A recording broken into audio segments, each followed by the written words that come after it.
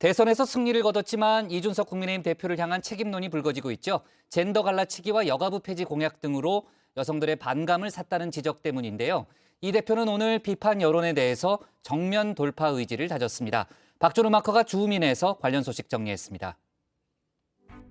특히 젊은 여성 유권자들이 지금처럼 이렇게 이제 어떤 자신들의 목소리를 한 번도 제대로 목소리를 낸 적이 없다.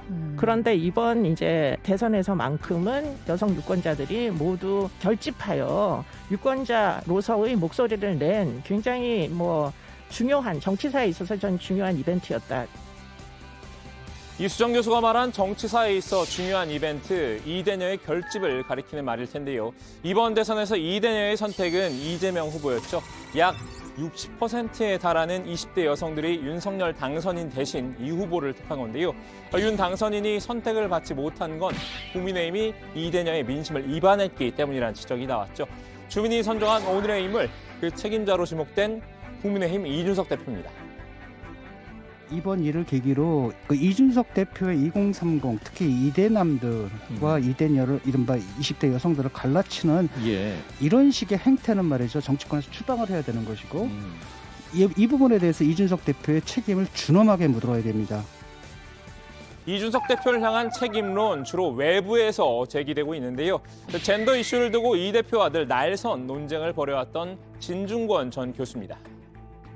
여성의 날에 여성가족부 폐지, 무고죄 폐지, 강화 이런 것을 올리는 것은 제가 볼 땐 그 사고가 정상이 아니거든요. 그리고 국제 망신입니다. 그 당내에서 선거선을 이렇게 이끈 인사들에 대한 문책 같은 게 강하게 있지 않으면 아주 강력한 저항에 부딪힐 거라고 저는 봅니다. 진 전 교수는 투표율이 하루 이틀만 뒤로 밀렸으면 국민의힘이 질 뻔한 선거였다고 진단했는데요. 위기를 자초한 건 이 대표의 젠더 갈라치기였다고 본 겁니다. 비판 대열에 합류한 이는 또 있었는데요. 이 대표와는 성향상 교집합이 잘 보이지 않는 분이죠. 이준석 대표의 정치적 부상은 여성의 눈물을 먹고 일어난 일이라고 생각해요. 근데 민주주의 이후에 그런 정치인들의 부상이 약자를 공격하면서 대중 정치인들의 부상이 종종 있거든요. 그게 히틀러도 그랬고 사실 트럼프도 그렇고. 잠시나마 국민의힘에 몸담았던 신지혜 전 새시대 준비위원회 부위원장입니다. 젠더 이슈에 있어서만큼은 이 대표와는 앙숙에 가까운 사이인데요. 신 전 부위원장이 세준위에 영입됐을 때 이 대표의 반응이 꽤나 인상적이었었죠. 신지혜 씨를 영입했는데 별다른 의견 없습니다. 이준석이 당대표인지 모르고 들어왔을 거라는 생각은 안 합니다. 그렇기 때문에 저는 한번 지켜보겠습니다. 만약에 신지 위원장이 본인이 지금까지 하던 주장을 지속하기 위해서 들어온 것이라고 한다면 그것은 강한 비판을 받을 겁니다. 신 전 부위원장 한동안의 침묵을 깨고 이 대표를 직격했는데요. 정권 교체 열망에도 윤 당선인이 힘겹게 이긴 건 이 대표가 불러일으킨 혐오와 공격에 대한 여성들의 불안감에서 비롯됐다고 작심 비판했습니다. 이대남 이대녀는 없고 국민을 나이와 성별로 갈라치기 한 나쁜 정치인만 있었을 뿐이다라고도 했는데요. 그 나쁜 정치인으로 이 대표를 지목한 셈입니다. 이런 비판이 비단 외부에서만 제기되는 건 아닙니다. 국민의힘 내부에서도 자성의 목소리가 나왔는데요. 여성들 입장에서는 또 국민의힘이 또 우리를 배제하는구나 이렇게 생각하실 수가 있었던 건데 그걸 저희가 놓쳤습니다, 사실은. 네. 그러면서 아마 그 분노의 표를 이재명 후보에게 간 것이 아닌가 저는 그렇게 생각해요. 정미경 최고위원은 국민의힘이 여성들의 마음을 헤아리지 못했다고 인정했습니다. 이 대표를 겨냥해 반성이 필요하다고도 했는데요. 다만 이대남을 집중 공략한 건 문재인 정권의 성별 갈라치기에서 비롯됐다고 해명했습니다. 문재인 정권을 거치면서 어떻게 보면 젊은 남성들이 이제 배제되는 느낌을 굉장히 많이 받았기 때문에 또 국민의힘에서는 이제 그분들에 대해서 아니다 그렇지 않다 그러면서 많이 껴안고 그다음에 뭔가 우리가 배려하고 이런 역할을 하겠다라고 하다 보니까 상대적으로 그 여성들에 대해서 더 적극적으로 또 설명하고 또 배제되지 않도록 하는 그런 노력들을 우리가 사실 못한 거예요. 조은희 서울 서초갑 당선인도 반성이 필요하다는 목소리에 동참했는데요. 젠더 갈라치기 전략이 실패한 게 오히려 다행이라고 일침을 놨습니다.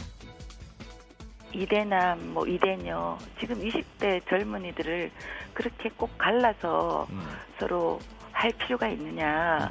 지금 제가 아까 갈등의 통합의 다리를 건너는 게 필요하다고 말씀을 드렸는데 우리 나라를 또 우리 사람들을 또 좋은 점을 보면서 다 같이 서로 시너지 효과가 되고 윈윈할 수 있는 그런 긍정 에너지가 필요하다. 이 대표 과정이야 어찌됐든 그래도 결과적으로는 패장이 아닌 승리한 장수인데요.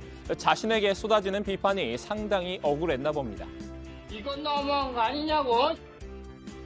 이 대표는 정면 돌파를 택했는데요. SNS에 그래프를 하나 올렸습니다.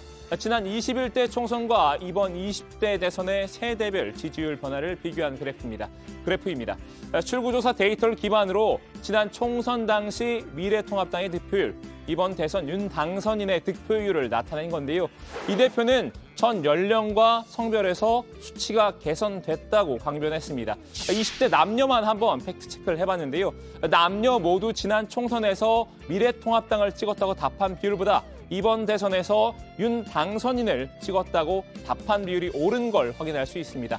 이 대표로선 성별 상관없이 20대 모두의 지지율을 끌어올렸다고 반박할 만한 근거 자료가 되겠지요. 하지만 이것만으로는 성에 차지 않았던 모양입니다. 이 대표는 허드슨강의 기적을 언급하면서 자신을 비난한 이들을 역공했습니다. 이 대표가 언급한 사건, 지난 2009년 미국 뉴욕 라과디아 공항을 이륙한 여객기가 허드슨강에 불시착한 사고입니다. 당시 해당 여객기는 이렇게 새와 부딪혀 엔진이 손상이 됐는데요.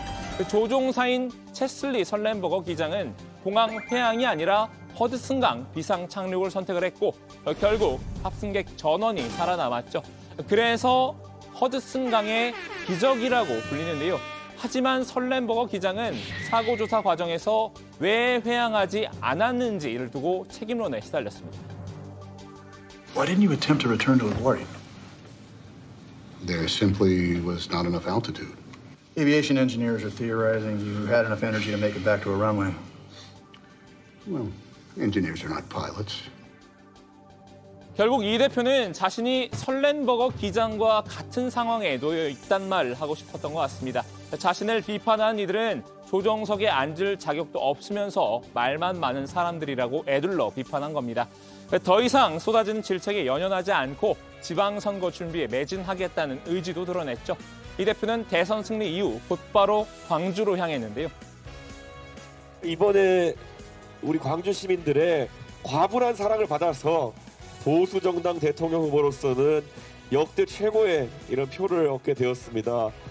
인수위 단계에서부터 저희가 도움을 드릴 수 있는 건 도움을 드리고 또 다가오는 지방선거에서도 저희가 더 많이 발굴해가지고 광주를 위한 고민을 선보일 수 있도록 이렇게 하겠습니다. 여기에 대규모 당직 개편도 예고했습니다. 한기호 의원을 사무총장으로 내정한 데 이어 비서실장, 부총장 등도 교체할 예정이라고 합니다. 대선 이후 당무 주도권 회복에 나선 셈입니다. 이런 이 대표의 움직임에 힘을 실어준 이도 있습니다. 소위 킹메이커 자리에서 물러난 이후 줄곧 관전자 모드를 유지하고 있는 분인데요. 이번에 이준석 대표의 역할이라는 것이 지금 윤석열 후보가 당선되는데 막 결정적인 기여를 한 공로가 더 커요. 그러니까 이준석 대표가 선거하는 과정 속에서 다소 무슨 갈라치기지 뭐냐 이런 비난도 있지만 실질적으로 그러한 비난이라는 것은 묵살해 볼 수도 있지 않을까 이렇게 생각을 합니다. 김종인 전 국민의힘 총괄 선대위원장입니다. 이 대표의 과보다 공을 높이 샀죠. 주변 쓴소리에 너무 마음 쓰지 말고 갈 길을 가라는 조언입니다. 국민 통합을 추구하겠다는 윤석열 당선인에게도 제언을 내놨습니다.